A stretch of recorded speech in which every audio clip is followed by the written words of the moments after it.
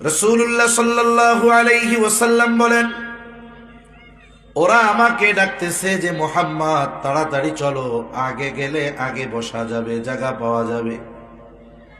আর আমার আপনার নবী বলেন, আমার দু চোখ জুড়ে ঘুম, ওরা কি বলতেছে আমি বুঝি না।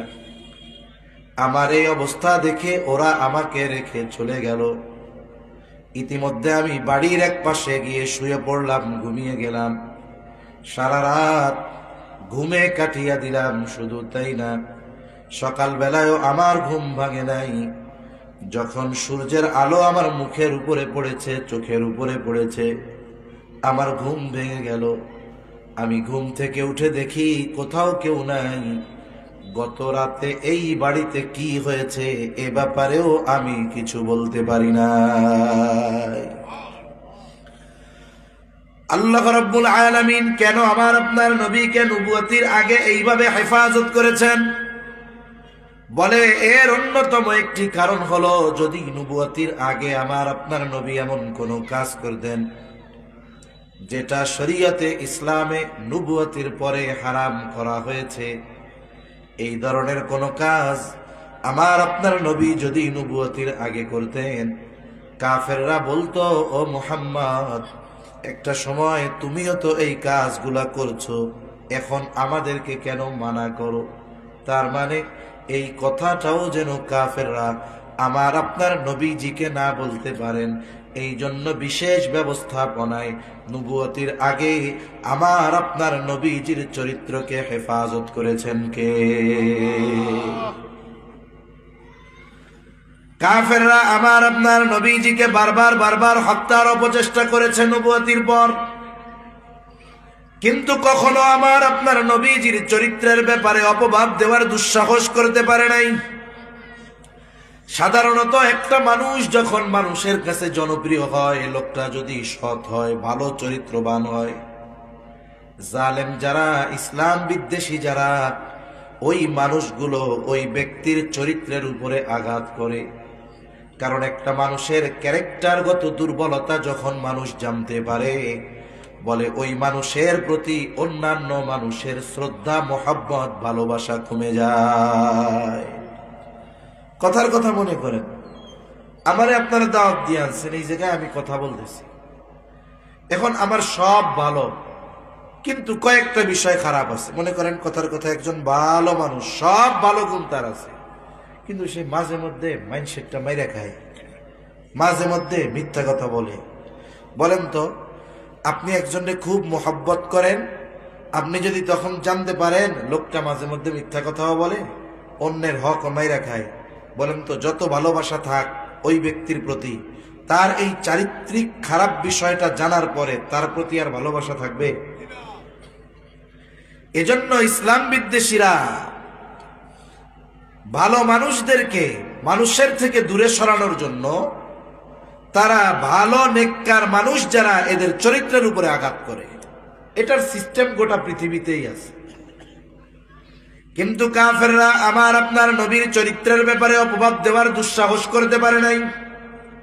অতীতের অনেক নবী, তার উম্মতেরা তার ব্যাপারে চারিত্রিক অপবাদ দেওয়ার দুঃসাহস করেছে। অপবাদ মানে যেই দোষ তিনি করেন নাই সেটা তার ব্যাপারে চাপায় দেওয়া।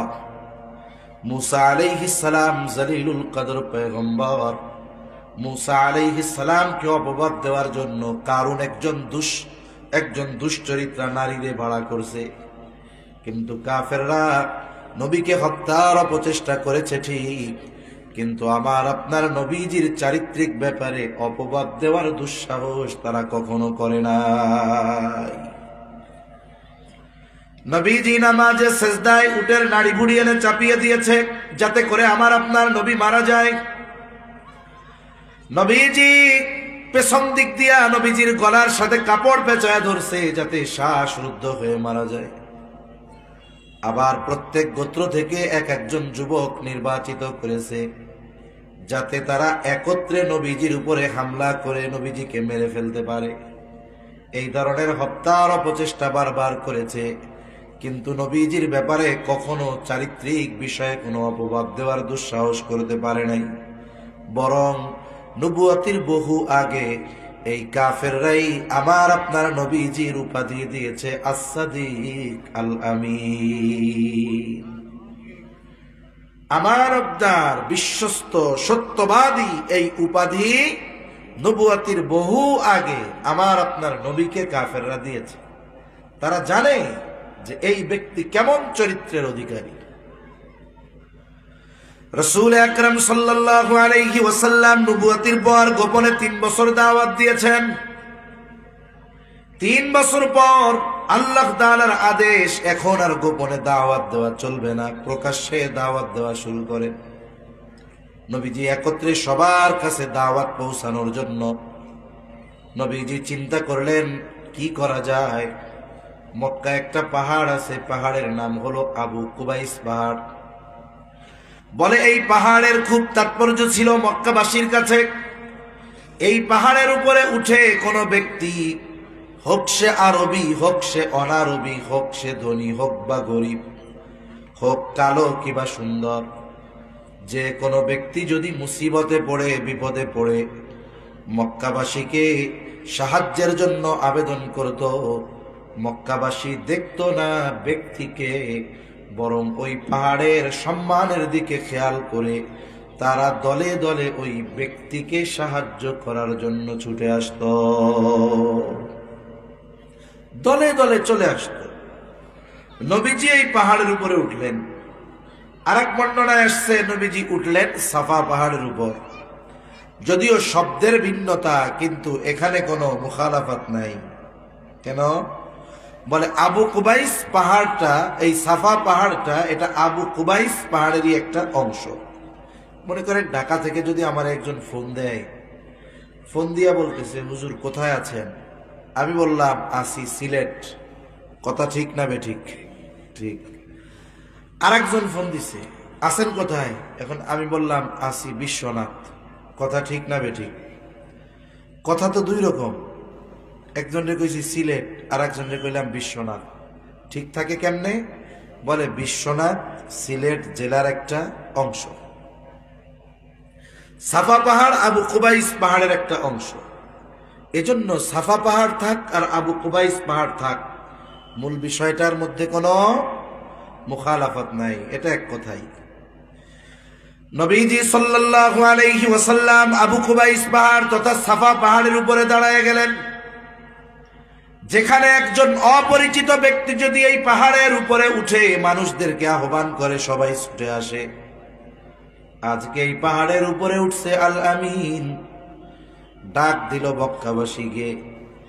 দলে দলে মক্কাবাসী পাহাড়ের পাদদেশে এসে হাজির। বুড়া নাই গুড়া নাই, সবাই চলে আসছে। দুগ্ধপোষ্য শিশুকে নিয়ে তার মা চলে আসছে যে আজকে আমাদেরকে আমাদের আল আমিন ডেকেছে, চলো।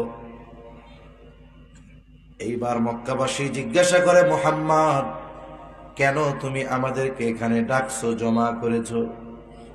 আমার আপনার নবী বলতেছে, আমি যদি তোমাদেরকে এই খবর দেই, এই পাহাড়ের পেছন দিকে পাদদেশে একদল অস্ত্রধারী সৈন্য অস্ত্রে সুসজ্জিত হয়ে তোমাদের উপরে আক্রমণ করার জন্য প্রস্তুতি নিচ্ছে, আকুনতুম মুসাদ্দিকিয়া, তোমরা কি আমার এই কথা বিশ্বাস করবা নাকি?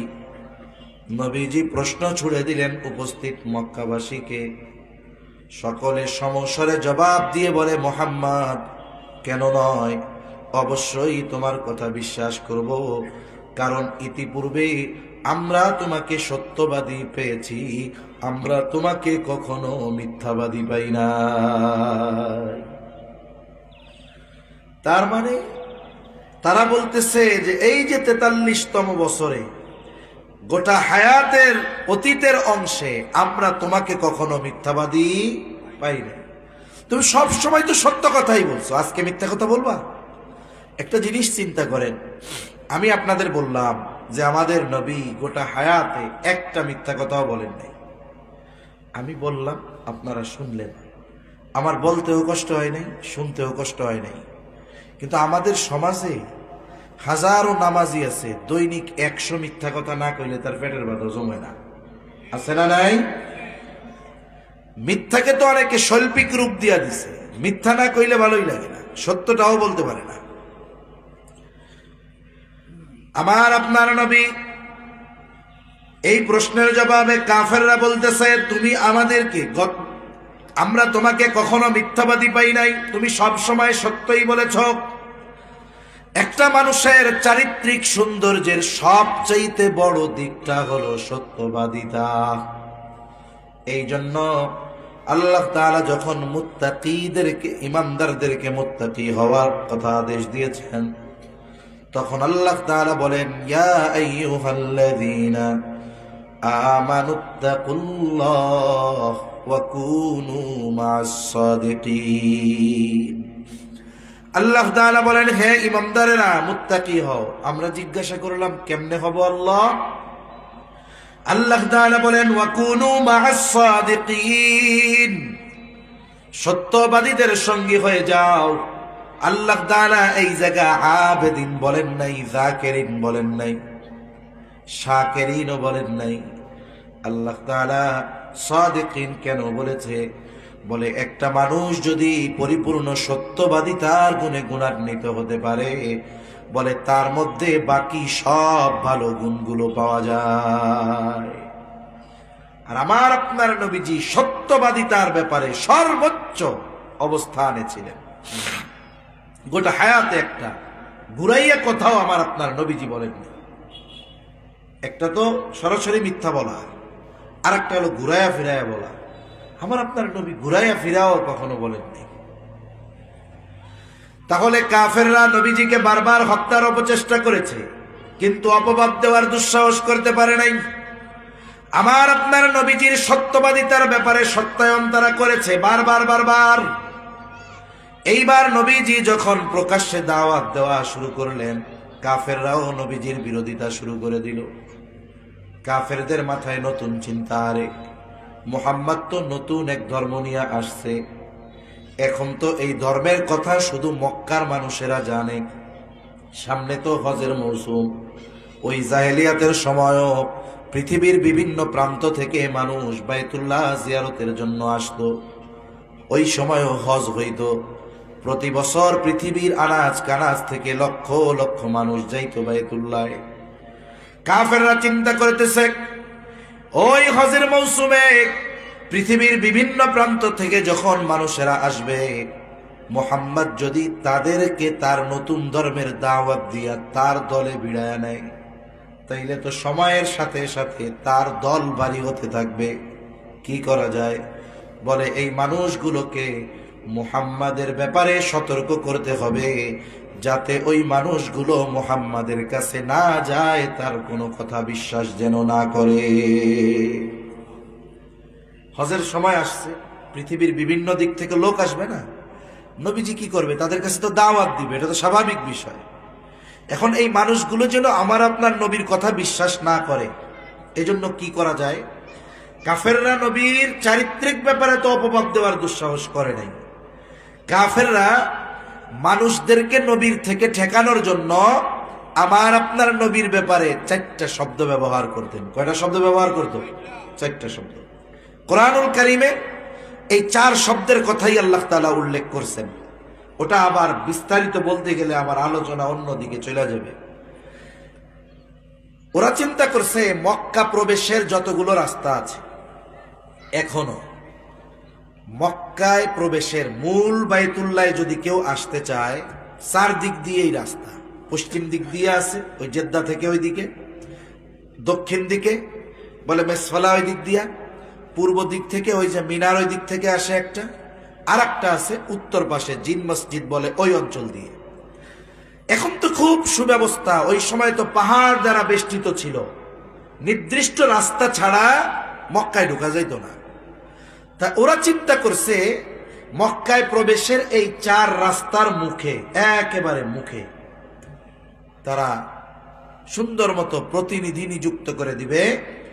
ওই পথে যারা ঢুকবে তাদেরকে তারা আমার আপনার নবীর ব্যাপারে সতর্ক করে দিবে। এটা হলো তাদের প্ল্যান। কিভাবে? এক দল দাঁড় করায় দিছে পশ্চিম দিক থেকে আগমনের রাস্তার মাথায়। যারাই মক্কায় প্রবেশ করতে চায় ওই মানুষগুলো উচ্চ আওয়াজে তাদেরকে সতর্ক করে দিয়ে বলে, শোনো, মক্কায় একজন লোক আছে, তার নাম হলো মুহাম্মদ।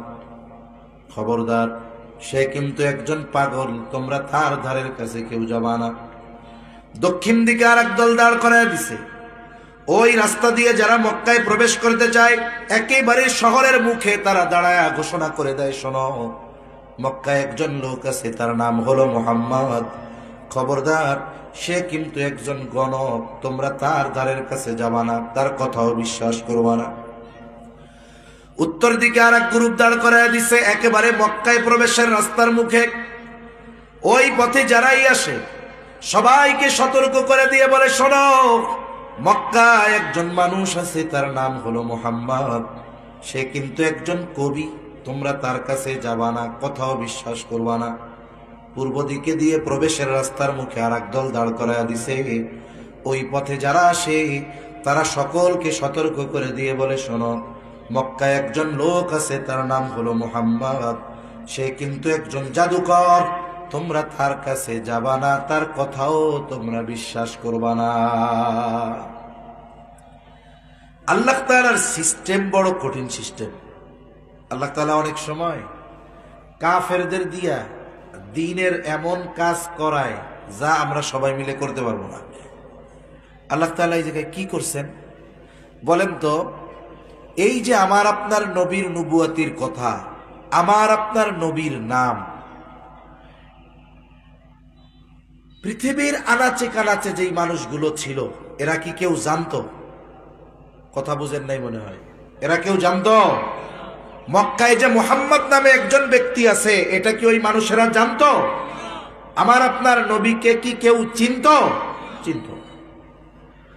দাওয়াত দেওয়ার জন্য আমার আপনার নবীর ওই উপস্থিত মানুষগুলোর কাছে যাওয়া লাগতো। কিন্তু আল্লাহ তাআলা বলেন, তোরা চক্রান্ত করবি, তোদের চক্রান্ত যত বড় হোক, আমার কৌশলের সামনে ওগুলা সব সাইজ হয়ে যাবে। আল্লাহ তাআলা কি চাইলেন? আল্লাহ তাআলা এক নাম্বার চাইছেন যে দাওয়াত দিতে হলে আমার নবীর কাছে সবার যাওয়া লাগবে, নবীর সবার কাছে যাওয়া লাগবে, একজন একজন করে ঝামেলা। সিস্টেমটা হোক, কাফেররা যখন আগন্তুকদেরকে বলতেছে যে মুহাম্মদ পাগল, জাদুকর, কবি, গণক, ওর কাছে কেউ যায়ও না, প্রথম কাজ কি হলো? যত মানুষ পৃথিবীর আনাজ কানাজ থেকে বাইতুল্লাহ আসছে সবার কানে একটা শব্দ, সেটা হলো মুহাম্মদ সাল্লাল্লাহু আলাইহি ওয়াসাল্লাম। আবার বলছে কি যে ওর কাছে কেউ যাবে না। আল ইনসানু হারিসুন আলা মা মুনিআ, মানুষের যেই কাজে মানা করা হয়, যেটার বিষয়ে মানা করা হয়, ওইটা না করা পর্যন্ত ওর ভাল লাগে না। ওরা কইছে কাছে যাইস না। এখন মক্কায় ঢুইকা আগে খুঁজে মুহাম্মদ কোথায়। সুবহানাল্লাহ বলেন। তার মানে আল্লাহ সিস্টেম কি করছেন যে হাবিব, আপনি যে দাওয়াত দিবেন, আপনার ওদের কাছে যাওয়া লাগবে না। কাফেররা এমন কাজ করতেছে, ওই কাজ কাজে লাগায়া আপনার কাছে আমি ওদেরকে হাজির করব। এখন সবার মুখে এক আওয়াজ, কে রে এই মুহাম্মদ? এর ব্যাপারে আমাদের সতর্ক করলো। তার মানে এটা ছোটখাটো জাদুকর না, ইনি ছোটখাটো কবি নয়, ছোটখাটো গণক নয়, ছোটখাটো পাগল না। তাইলে এরে আগে দেখতে হবে। এবার দলে দলে সবাই খুঁজে, মুহাম্মদ কোথায়, মুহাম্মদ কোথায়? বলেন তো, আমার আপনার নবীর কাছে কেউ আসছে জাদু দেখার জন্য, কেউ কবিতা শোনার জন্য, কেউ আসছে পাগল দেখার জন্য, কেউ আসছে গণক মনে কইরা? জবান খুলে বলেন, আমার আপনার নবী কি জাদুকর নাকি? আমার আপনার নবী গণক নাকি? আমার আপনার নবী পাগল নাকি? আমার আপনার নবী কবি নাকি? আমার আপনার নবী এই সব কিছুই না, কিছুই আমার আপনার নবীর কাছে নাই। আমার আপনার নবীর কাছে যা আছে তা হলো আল কোরআন। নবীজির কাছে যারা আসে, নবী তাদেরকে কোরআন তিলাওয়াত করে শোনায় দেয়। তাদের তো আর অনুবাদ করা লাগে না, কারণ আরব বিশ্বের আশপাশ থেকে যারাই আসে আরবি বুঝে, কোরআন বুঝে। নবীজির কাছে যারা যাইত, নবীজি তাদের কোরআন শোনায় দিতেন। নবীজির জবানের তিলাওয়াতের প্রভাব কত বেশি! আমাদের দেশে বিশেষ করে শীত মৌসুমে পৃথিবীর বিভিন্ন প্রান্ত থেকে কারি সাহেবরা এসে তিলাওয়াত শোনায়। অনেকে আইসা অভিযোগ করে, হুজুর কোরআন তিলাওয়াত করতেছে কিন্তু মুখের মধ্যে দাড়ি নেই, কিন্তু তিলাওয়াতটা করে সুন্দর। তার মানে আমাদের দেশের মানুষ নিজের দাড়ি না থাকলেও দাড়ি ছাড়া হুজুর পছন্দ করে না, ঠিক কিনা গো? একজন দাড়ি নাই, তার একেবারে সকাল বিকাল 2 বার শেভ করে, কিন্তু 5 ওয়াক্ত নামাজ পড়ে, এরকম লোক আমাদের সমাজে আছে না? আছে। উনি যদি ফজরের সময় মসজিদে গিয়া দেখে জামাতের সময় হয়েছে, ওনার মুখে দাড়ি নাই, কিন্তু আজকে ইমাম সাহেব আসে নাই, ইমাম সাহেবের জায়নামাজে নামাজ পড়ানোর জন্য ঠিক ওনার মতো দাড়ি ছাড়া একজন দাঁড়ায় আছে।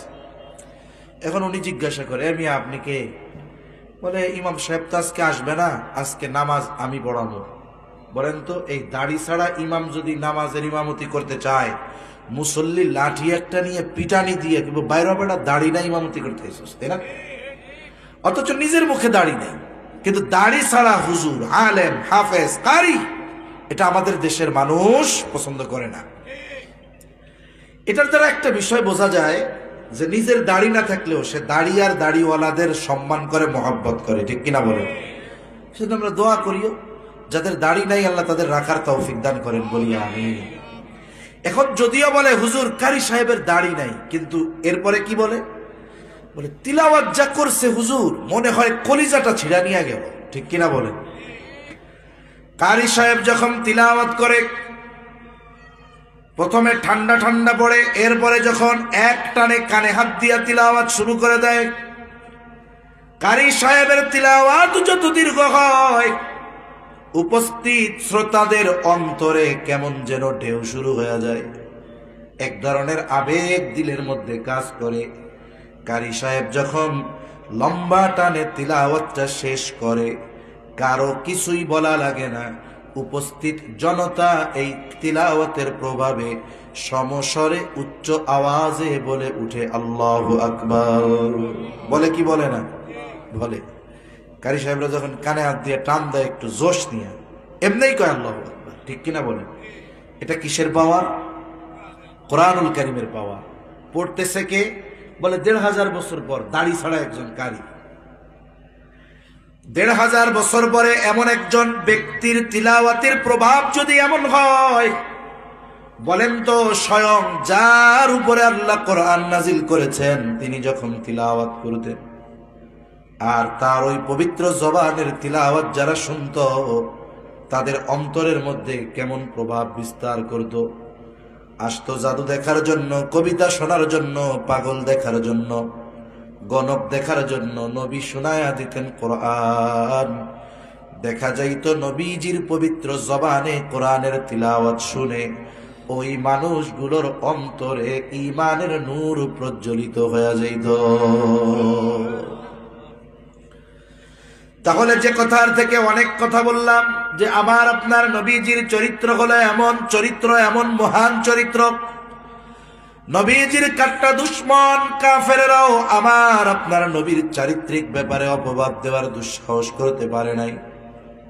এখন আমি আপনি যদি মানব জীবনের সবচাইতে বড় সম্পদ এই চরিত্রকে উত্তম ও আদর্শ চরিত্রের আলোকে সুসজ্জিত করতে চাই, আমার আপনার নবীজির চরিত্র অনুসরণ ব্যতিরেকে উত্তম আদর্শ চরিত্রের অধিকারী হওয়া সম্ভব নয়।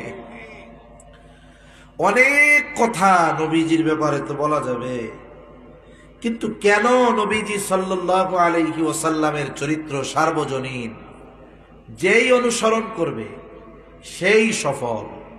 কেন? এর কিছু কারণ আছে। কারণ আল্লাহ তাআলা আমার আপনার নবীকে এমন কিছু কোয়ালিটি দিয়েছেন যা আমার আপনার নবীর আগে আর কাউকে আল্লাহ তাআলা দেন নাই।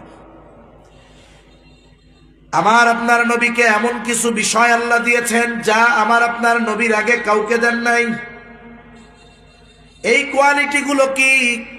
1 নাম্বার, যার চরিত্র সার্বজনীন হবে, সকলের জন্য অনুসরণীয় হবে, তিনিও সকলের জন্যই প্রেরিত হবেন, নির্দিষ্ট কোন জাতি গোষ্ঠীর জন্য প্রেরিত হবেন না।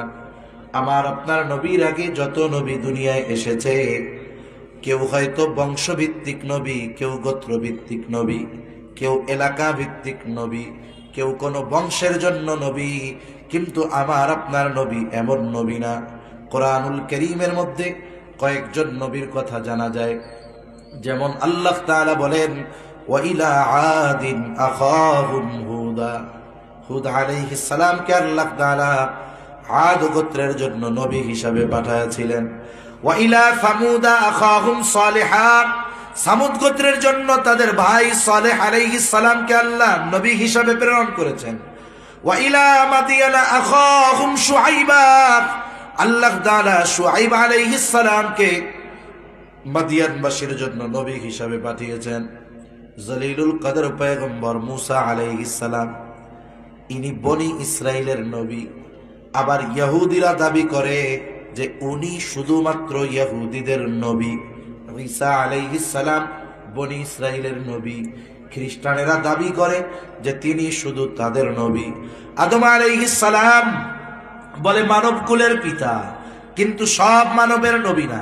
ইব্রাহিম আলাইহিস সালাম জলিলুল কদর পয়গম্বর, তিনি আমাদের নাম রেখেছেন মুসলমান। আল্লাহ তাআলা কোরআনুল কারীমের মধ্যে বলেন মিল্লাতা আবিকুম ইব্রাহিম হুয়া সাম্মাকুমুল মুসলিমিন।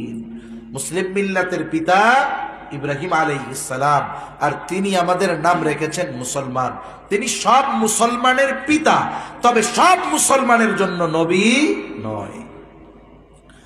কিন্তু আমার আপনার নবীর ব্যাপারে আল্লাহ তাআলা বলেন, হাবিব আপনি বলেন কুল ইয়া আইয়ুহান নাসু ইন্নী রাসূলুল্লাহি ইলাইকুম জামিআ। আল্লাহ তাআলা বলেন, হাবিব আপনি বলেন ইন্নী রাসূলুল্লাহি ইলাইকুম জামিআ, আমি তোমাদের সকলের কাছে রাসূল হিসাবে এসেছি, আল্লাহর পক্ষ থেকে প্রেরিত হয়েছি তোমাদের সকলের কাছে। তার মানে যত মানুষ আছে, এক কথায় যত সৃষ্টি আছে, গোটা সৃষ্টির জন্য, সকলের জন্য নবী হলেন আমার আপনার নবী। আমার আপনার নবীজির নবুয়াত এটা শুধু আরববাসীর জন্য না, এটা শুধু এই পৃথিবীবাসীর জন্য নয়। আমার আপনার নবীজির নবুয়াতের বিস্তৃতি কত দূর, বলে আল্লাহ তাআলার রুবুবিয়তের বিস্তৃতি যত দূর। পবিত্র কোরআনুল কারীমের সর্বাধিক পঠিত সূরার নাম হলো সূরা ফাতিহা। সূরা ফাতিহার শুরুতেই আল্লাহ তাআলা বলেন আলহামদুলিল্লাহি রাব্বিল আলামিন। সকল প্রশংসা কার জন্য? জোরে বলেন আল্লাহকে, যিনি জগৎ সমূহের রব তথা প্রতিপালক। আলম এক বচন, আলামিন বহু বচন।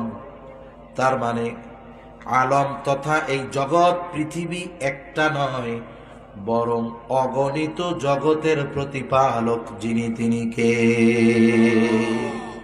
মাঝে মধ্যে যারা মহাকাশ নিয়ে গবেষণা করে, ওরা আমাদেরকে নতুন একটা জগতের সন্ধান দেয়। বলে না অমুক গ্রহ পাওয়া গেছে, মঙ্গল গ্রহে প্রাণীর অস্তিত্ব খুঁজে পাওয়া গেছে, এরকম মাঝে মধ্যে শুনেন না আপনারা? আমরা যখন শুনি যে নতুন এক গ্রহ আবিষ্কার হয়েছে, মানুষ অবাক হয়ে যায়, ওরে বাবা, তাহলে আরো গ্রহ আছে, এতে অবাক হওয়ার কি আছে? আল্লাহ তো ১৫০০ বছর আগে বলছে আমি জগৎ সমূহের রব। তার মানে এই পৃথিবী একটা জগৎ নয়, বরং আল্লাহ সুবহানাহু ওয়া তাআলা অগণিত জগৎ সৃষ্টি করেছেন। যত জগৎ আছে সব জগতের প্রতিপালককে। যদি কোনো জগতে, কোনো আলমে, কোনো গ্রহে প্রাণী থেকে থাকে, তাদের রবকে আল্লাহ।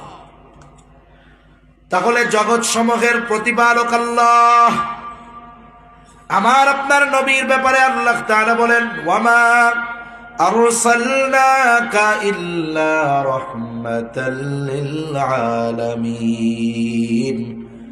আল্লাহ তাআলা বলেন আপনাকে আমি জগৎ সমূহের জন্য রহমত হিসাবে প্রেরণ করেছি। তাহলে জগৎ সমূহের রব কে? জোরে কোন?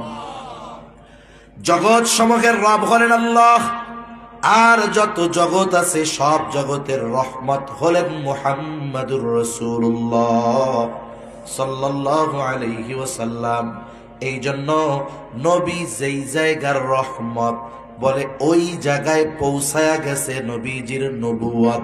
তার মানে কবি কত সুন্দর কথা বলে, রবুবিয়ত খোদা কি है जहां तक নবুয়তি মুস্তাফা কি है वहां तक। বলেন গোটা সৃষ্টি জগতে 2-1 ইঞ্চি জায়গা আছে যেই জায়গার রব আল্লাহ নয়, আসেনি? বলেন গোটা সৃষ্টি জগতে 2-1 ইঞ্চি জায়গা আছে যেই জায়গার নবী আমার আপনার নবী নয়, আছে? আল্লাহ যেই জায়গার রব আমার আপনার নবীজিও সেই জায়গার রহমান। একটু চিন্তা করছেন আল্লাহ তাআলা আমার আপনার নবীজির মর্যাদা শান কোন পর্যায়ে নিয়েছে? অনেক সময় আমাদের কিছু ভাই আছে না, তারা আমাদের বলে যে এই ওহাবি হুজুররা নবীর শান বর্ণনা করে না। আরে বেটা, তোরা তো যা কস বানানো আর মিথ্যা কথা। নবীর ব্যাপারে মিথ্যা কথা বলা, নবীজি সাল্লাল্লাহু আলাইহি ওয়াসাল্লাম যা বলেন নাই তা বলা, যা বলেন নাই সেটাকে নবীর কথা বলে চালিয়ে দেওয়া, এটা কি বলে? এটা নবীর প্রতি মিথ্যা আরোপ করার শামিল, ঠিক কিনা বলেন? এজন্য নবীজির শান আল্লাহ বয়ান করছে কোরআনে, সেই জায়গা থেকে বর্ণনা করো। কোরআনুল কারীমে আল্লাহ বর্ণনা করেছেন, এর চাইতে বড় শান বর্ণনা আর কি হতে পারে? তাহলে বলেন আমার আপনার নবী গোটা সৃষ্টি জগতের জন্য নবী। আমার আপনার নবীর আগে এই গুণ এই মর্যাদা আর কোন নবীকে আল্লাহ দিছে? একজনের এই যোগ্যতা, যিনি মুহাম্মাদুর রাসূলুল্লাহ সাল্লাল্লাহু আলাইহি ওয়াসাল্লাম। 2 নাম্বার বলে গোটা সৃষ্টি জগতের জন্য অনুসরণীয় অনুকরণীয় যিনি হবেন তার জীবন হবে বহুমুখী জীবন। তার মানে মানব জীবনের যে কোনো সমাধান তার জীবন থেকে পাওয়া যাবে। কথার কথা, মনে করেন একজন যুবক বিবাহ করবে, সে চিন্তা করতেছে আমাকে আদর্শ স্বামী হওয়া লাগবে। আদর্শ স্বামী হওয়ার জন্য কার অনুসরণ করব? ও চিন্তা করে তাইলে ঈসা আলাইহিস সালামের অনুসরণ করি। ঈসা আলাইহিস সালামের জীবনী এই পৃথিবীতে বিশুদ্ধভাবে সংরক্ষিত নাই। যদি সে পায় ঈসা আলাইহিস সালাম থেকে এই আদর্শ স্বামী হওয়ার গুণ সে পাবে না। কেন? বলে আল্লাহ তাআলা ঈসা আলাইহিস সালামকে আসমানে উঠায়া নিয়ে যাওয়ার আগ পর্যন্ত উনি বিয়াই করেন নাই। যে বিবাহ করে নাই তার থেকে আপনি আদর্শ স্বামী হওয়ার প্র্যাকটিক্যাল গুণ পাবেন? যদি বলেন পাবেন? পাবেন না। কেউ যদি চিন্তা করে যে আমি রাষ্ট্র পরিচালনার দায়িত্ব পেয়েছি, এক কাজ করি, কার থেকে রাষ্ট্র পরিচালনার এই বিষয়গুলো শিখব, আদর্শ রাষ্ট্র পরিচালক কেমনে হব, তাই মুসা আলাইহিস সালাম থেকে রাষ্ট্র পরিচালনার পদ্ধতি শিখব। আমি বলি আপনি পারবেন না। কেন? বলে আল্লাহ তাআলা মুসা আলাইহিস সালামকে রাষ্ট্র পরিচালনার কোনো দায়িত্ব দেয় নাই। যে রাষ্ট্র পরিচালনা করে নাই প্র্যাকটিক্যাল ভাবে তার থেকে রাষ্ট্র পরিচালনার পদ্ধতি শেখা যাবে না, এটা স্বাভাবিক। মনে রাখতে হবে একজন মানুষকে আল্লাহ তাআলা সব গুণে গুণান্বিত করেন না, এটা আল্লাহর ইচ্ছা। একজন ভালো ডাক্তার, খুব ভালো ডাক্তার, এখন সে যদি ইঞ্জিনিয়ারিং এর কিছু না জানে তাইলে কি তাকে এই কথা বলার সুযোগ আছে? দূর মিয়া, কি ডাক্তার হয়েছেন আপনি, ইঞ্জিনিয়ারিং এর এই বিষয়টা পারেন না, তাকে এই কথা বলার সুযোগ আছে? আল্লাহ তাআলা যাকে যেটা দিয়েছেন সেটাই তার মধ্যে আছে। আল্লাহ তাআলা মুসা আলাইহিস সালামকে রাজত্ব পরিচালনার দায়িত্ব দেয়নি। এজন্য আপনি প্র্যাকটিক্যাল ভাবে ওনার থেকে রাষ্ট্র পরিচালনার আদর্শ গ্রহণ করতে পারবেন না, এটা স্বাভাবিক, এটা আল্লাহর নিজাম। কিন্তু আমার আপনার নবীর জীবনী বহুমুখী জীবনী। কেউ যদি চায় আমি আদর্শ যুবক হব, কেউ যদি চায় আমি আদর্শ সৈনিক হব, কেউ যদি চায় আমি আদর্শ সেনাপতি হব, কেউ যদি চায় আমি আদর্শ বিচারক হব, কেউ যদি চায় আমি আদর্শ পিতা হব, কেউ যদি চায় আমি আদর্শ শ্বশুর হব, নানা হব, কেউ যদি চায় আমি আদর্শ রাষ্ট্র পরিচালক হব। এক কথায় মানব জীবনের যত দিক আছে প্রত্যেকটা দিক আমার আপনার নবীজির জীবনে পাওয়া যাবে। এক বহুমুখী জীবন আমার আপনার নবীর, যা আমার আপনার নবীর আগে আল্লাহ তাআলা কাউকে দেন নাই। 3 নাম্বার বলে তার উপরে এমন কিছু বিষয় তার মাধ্যমে পরিপূর্ণতা লাভ করবে এবং তার কাছে পূর্ণ এক জীবন বিধান থাকতে হবে। বলে আল্লাহ তাআলা আমার আপনার নবীজির মাধ্যমে এই ধরনের বিষয়গুলোকে পূর্ণতা প্রদান করেছেন। আল্লাহ তাআলা আমার আপনার নবীজির মাধ্যমেই আমাদের দ্বীনকে, আমাদের জীবন ব্যবস্থাকে পূর্ণাঙ্গ ঘোষণা করেছেন। আল্লাহ তাআলা বলেন, আল ইয়াউমা আকমালতু লাকুম দীনাকুম ওয়া আতমামতু আলাইকুম নি'মাতি ওয়া রাদিতু লাকুমুল ইসলাম দীনা।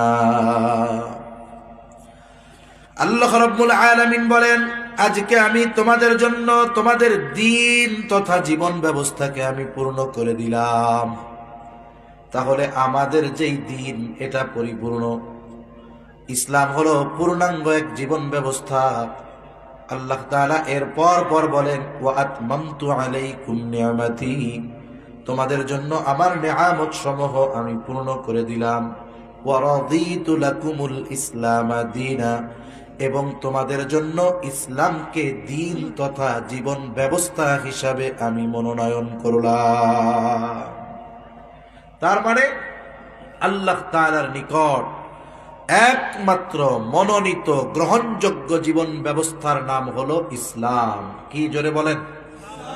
বলেন তো, ইসলামে এমন কোন দিক আছে যার সমাধান নাই? আসেনি? নাই। ব্যক্তি জীবনে যত সমস্যা, সব সমস্যার সমাধান ইসলামে আছে না নাই?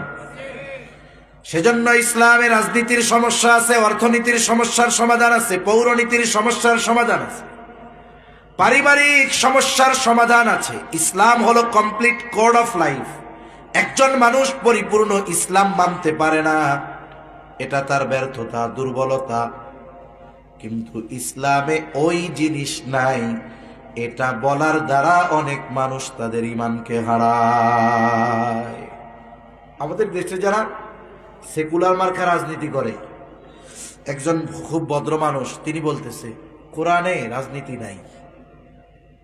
শুনেন নাই আপনারা? মনে হয় কোরআনে কি নাই? এ কথা বলার পর ওনারে আমি পাইলে আমার বলতে মন চাইছিল, আপনার ঈমানও নাই। কোরআনুল কারীমের মধ্যে সব সমস্যার সমাধান আছে না নাই? এ ঘোষণা কে দিছে?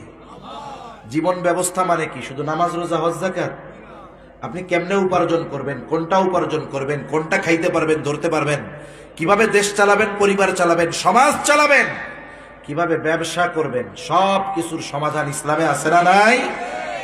মানতে পারি না, দুর্বলতা, আল্লাহর কাছে মাপ চাইতেছি। আল্লাহ, সব আছে ইসলামে, কিন্তু আমরা তো আমল করতে পারতেছি না, আপনি আমাদের মাফ করে দিয়ে।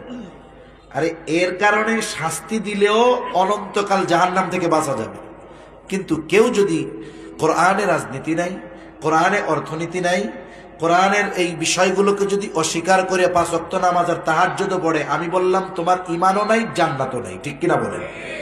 এজন্য যে কোনো বিষয় যেগুলো বিশেষ করে সুস্পষ্ট বিধানাবলী আমরা মানতে পারতেছি না, এটা আমাদের দুর্বলতা, আল্লাহর কাছে মাপ চাইব। কিন্তু এই ফরজিয়াতকে অস্বীকার করে জাহান্নামী হব না। একজন নামাজ পড়ে না, সে পাপী, কিন্তু নামাজের ফরজিয়াতকে সে অস্বীকার করে না। কিন্তু কেউ যদি তেরা বেকা করে বলে নামাজ পড়ে লাভ কি, এ কোনো বিধান হইল? ও ব্যক্তি যদি নামাজিও হয়, নামাজকে অবজ্ঞা করার কারণে তার ঈমান চলে যাবে। ঠিক কিনা বলেন?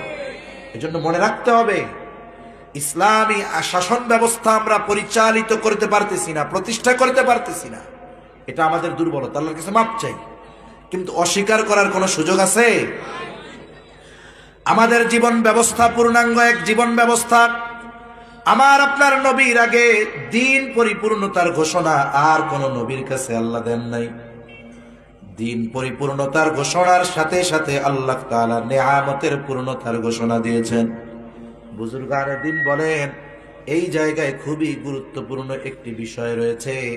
কি বিষয়? বলে এর দ্বারা বোঝা যায় দ্বীন পরিপূর্ণতার সাথে সাথে নিয়ামত পরিপূর্ণতার ঘোষণা আল্লাহ দিয়েছেন। এর দ্বারা বোঝা যায় আমরা যদি পরিপূর্ণ দ্বীন মেনে চলতে পারি, আমাদেরকে পরিপূর্ণ নিয়ামত যিনি দিবেন তিনি কে? পরিপূর্ণ নেয়ামত যদি আল্লাহর পক্ষ থেকে চাই, পরিপূর্ণ দিন মানতে হবে। এখন অনেকে বলতে পারে, হুজুর রাষ্ট্র ব্যবস্থা ইসলাম প্রতিষ্ঠা না হলে আমরা কি করব? আমি বললাম, আদার ব্যাপারী জাহাজের খবর নেওয়ার দরকার নেই।